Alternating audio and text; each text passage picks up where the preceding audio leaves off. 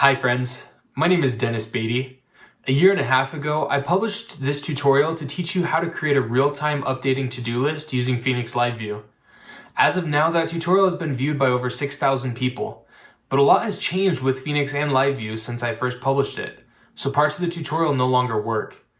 This video is an update to that tutorial that should work with Phoenix 1.5 and Phoenix LiveView 0.14, which are currently the latest versions of those libraries.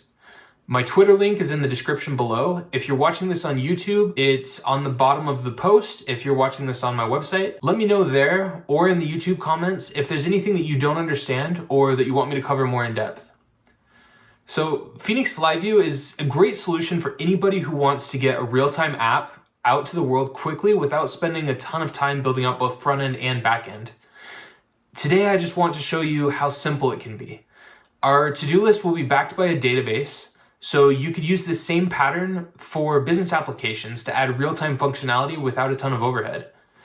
Since this is a tutorial for a bigger project, I've pushed all the code to GitHub. If you are on the post on my blog, you can click the GitHub logo next to any of the section titles and it will take you to the corresponding commit so that you can check what you have against the full code base. If you're watching this on YouTube, the link to the blog post will be in the description below. So let's dive in. To start out, you'll want to set up a new project with Phoenix LiveView. Thanks to the changes to the generator in Phoenix 1.5, all the LiveView boilerplate will be added for you when you generate a new project. First, make sure that you have the latest version of the generator. If you run mix archive.install hex phx_new, this will try to install the latest Phoenix new package from hex, and currently, the latest version is 1.5.6. So if you don't have that, go ahead and use capital Y to install that. And with that installed, we're ready to go. Now let's set up the boilerplate for our project. So if you type mix phx.new LiveView to-dos, and so that'll be the name of our application. And then you can include this brand new live flag. And what this will do is it will add all the boilerplate necessary to get LiveView up and running in your Phoenix application. So with that, we'll hit enter, and this will generate all the boilerplate files. Then we can fetch and install dependencies with capital Y. And so now I'm going to just use some movie magic, and with a snap of my fingers, all my dependencies will be installed. It's going to take a little bit longer for you, so feel free to pause the video and come back as soon as your stuff's installed. And here we go. With all of our boilerplate generated and our dependencies installed, we can go ahead and move into the project directory. So if you cd into LiveView to-dos, and then I'm going to clear my terminal. Now we can set up our database using mix ecto.setup. This will both create our database and run the migrations for it, which right now there aren't any. Now you can start up your server using mix phx.server. And with that, your application will be running. Before we go any further, I'd like to take a second to plug my newsletter. If you go to dennisbeatty.com, at the bottom of every page is a text box with a subscribe button next to them. If you enter your email and subscribe to the newsletter, you'll be one of the first to know every time I publish a new article about Elixir, about Phoenix LiveView, or about anything else. So please take a second and subscribe if you haven't already. With that said, let's go to localhost port 4000, and you can see your brand new LiveView app up and running. With your basic project up and running, you're going to want to create a table to store the to-do list in. Since there's already plenty of great Phoenix tutorials out there, I'm going to skip over how to build your data schema manually. So let's just use the Phoenix generator to do that quickly. So if you go back to your terminal, and I'm going to stop my server. So if we run mix phx.gen.context to-dos, to-do, and then we need to provide the table name, to-dos, followed by the columns for that table. So title will be a string, and done will be a Boolean. And so let's generate that And that's going to create our migration, it's going to create our schema, and it's going to create our context, along with tests for those. So this is really everything that we need to do to get our data model up and running. With that though, let's migrate our database with mix ecto.migrate. So now our database is all set up as well. So we need to create an interface for interacting with the to-do list. So I'm gonna clear my terminal. I always like to start from the top level when creating a page and then work my way down to the lowest level. So in this case, we're gonna start at the router. Go ahead and open your editor and then open it to your router. You'll find on line 20, we have this route that says that we want to use the page live module. Go ahead and change page live to to-do live. And right now, if you try to run your app, you're going to see a compilation error because to-do live doesn't exist yet. So we're gonna go ahead and create a new file. If you go into your lib folder, then LiveView to-dos web, and then live, let's here create a new file called todolive.ex.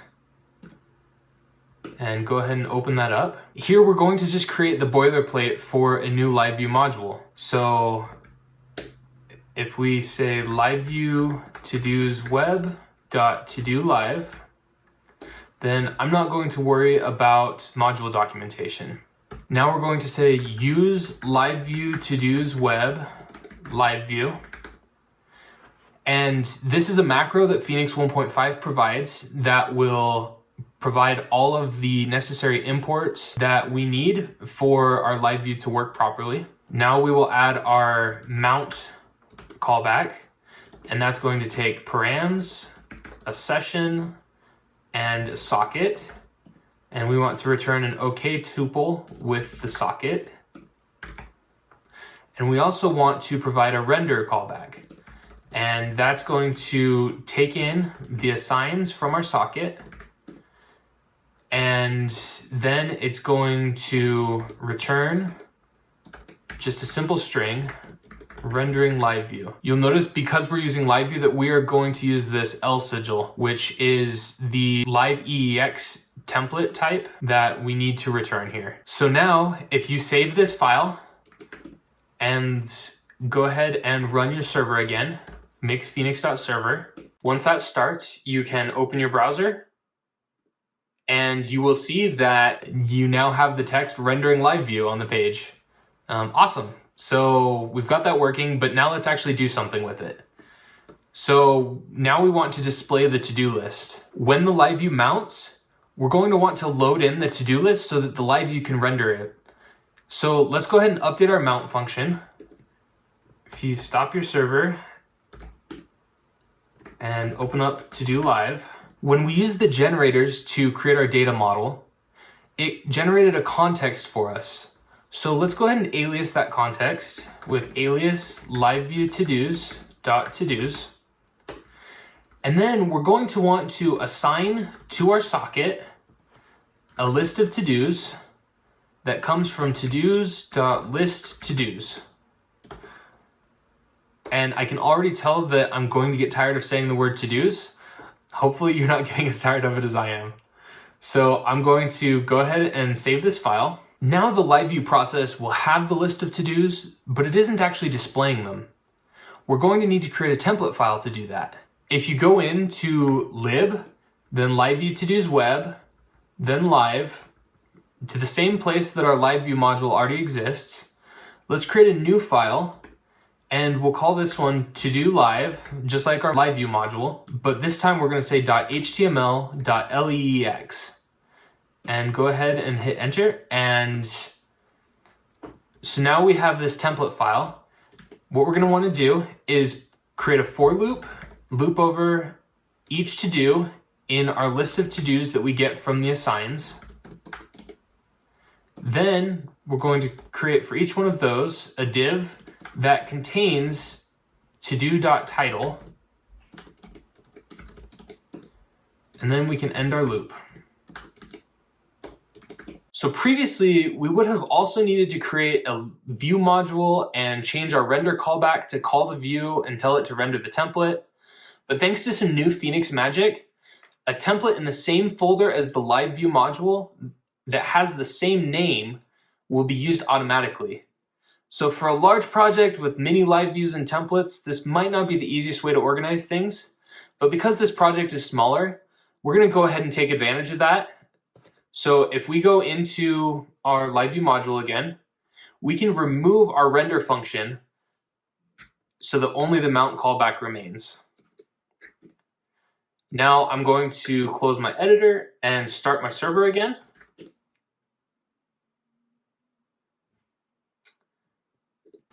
You'll see that right now it's empty, and that's because we don't currently have any to-dos in our database. So let's make it possible to add new to-dos to the list. To start, we're going to want to add a new form to the top of our template.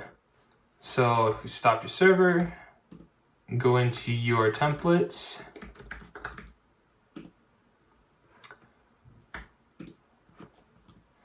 let's do this by creating a new form element. We don't want it to have a normal action, but we're going to give it this phx-submit attribute and set that to add. Now this is going to instruct LiveView to send an add action to the server that contains the contents of the form when it's submitted. So let's close out our form. Now inside of the form, we're going to want to add a text input, and we'll call that input to do, title, and then let's give it the placeholder text. What do you want to get done? And then we'll go ahead and close that out. Then next to that, we're going to want a submit button that will say add, and we want to provide a special attribute called phx disable with, and we'll say adding. Now this is a nice LiveView feature that will disable the button when the form is submitted and change its text to adding so that the user won't submit it more than once. So if you were to try clicking that button right now, nothing's going to happen in the browser and you're going to see an error in the console. And so let me show you that.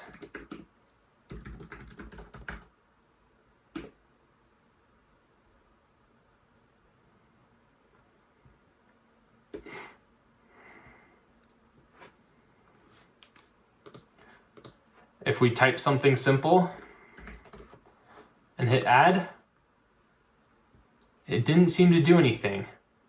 And if we look here, we can see that we have this error. It specifically says this function, LiveView todos web.todolive.handleEvent3 is undefined or private. And that's because we haven't created that yet. If we go back into our editor,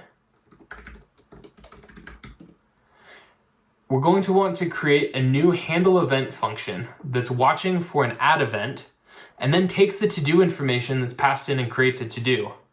Then you'll tell it to load the list of to-dos again so that the list will be re-rendered. So since you're already doing that in mount, go ahead and refactor that into a private function called fetch. So we'll say create a private function, call it fetch. We're going to take the socket, and then we're going to assign to the socket to-dos is to-dos.list to-dos. And so now we can say that on mount, we just want to say okay and fetch our socket. Now we need to actually implement our handle event function. So if we say def handle event add, and then we're expecting a to-do to come in, and that to-do will come on the socket. Then we can say to-dos.create to-do, which is another function that came with our generated context, and we'll pass in the parameters that we received from the socket, and then we'll reply, well actually we won't reply, we will return a no reply tuple, and again we'll want to fetch the socket so that we get the latest to-do list items to be displayed to the user. And so with that, we can start up our server again. Now, if you type a new title into the input and hit enter, or click the add button, you'll see that it shows up in the list below. So this is great. We can add new items to the list and it updates itself without us having to write any JavaScript. Let's take it a step further. We can make it so that it will work across multiple sessions, so that if you and I are both looking at the same to-do list, you can add a new item and it will show up for both of us. This is all going to be made possible by a library called Phoenix PubSub. Phoenix LiveView is the star of the show in this tutorial, but its older sister, Phoenix PubSub, is doing a lot of the heavy lifting behind the scenes. In case you haven't used Phoenix PubSub before, it allows you to set up subscriptions in your app to listen to topics and handle events when they occur. Since the process that manages the LiveView components won't necessarily be the same process that's updating the to-do list in the database, we want to have the LiveView process subscribe to updates to the to-dos table. Phoenix PubSub comes bundled in Phoenix by default, so all you have to do is use it. To start off, let's go back to our editor. And we're going to go to our context this time. So this is the context that was generated for us. We're going to want to add a function to enable subscribing. We're going to want to use the module name as our PubSub topic. If we create a new module attribute and we call it topic, and we get the module name and we're going to inspect it. And what this does is it takes the module name, which is an atom, and converts it to a string so that we can use it as our topic. And then we're going to create a new function. We'll just say def subscribe phoenix.pubsub.subscribe. We want to subscribe to the LiveView todos.pubsub. And we want to subscribe specifically to this LiveView todos.todos topic on that PubSub. Let's go ahead and save this file and go back into our LiveView. Now we're going to want to subscribe to the topic whenever our LiveView is mounted. And so now with that process subscribed, it's going to need to handle any events that come in. So this can be implemented with a handle info callback, and that's going to look something like this. If we say handle info, and then we're going to receive a tuple that has to-dos, and then it's going to have a list that has to-do, and then something else after it. And then there will be one other element in that tuple that we can kind of ignore right now. And then we'll have our socket. And so whenever this function is called by the PubSub, we're going to want to send a no reply tuple, and again we'll fetch our socket.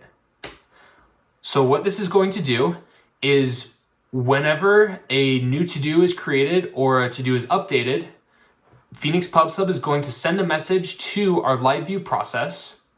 This handle info function will be called, and it will then fetch the to-dos from the database and make sure that we have the latest to-dos so that then we can update our interface for our user.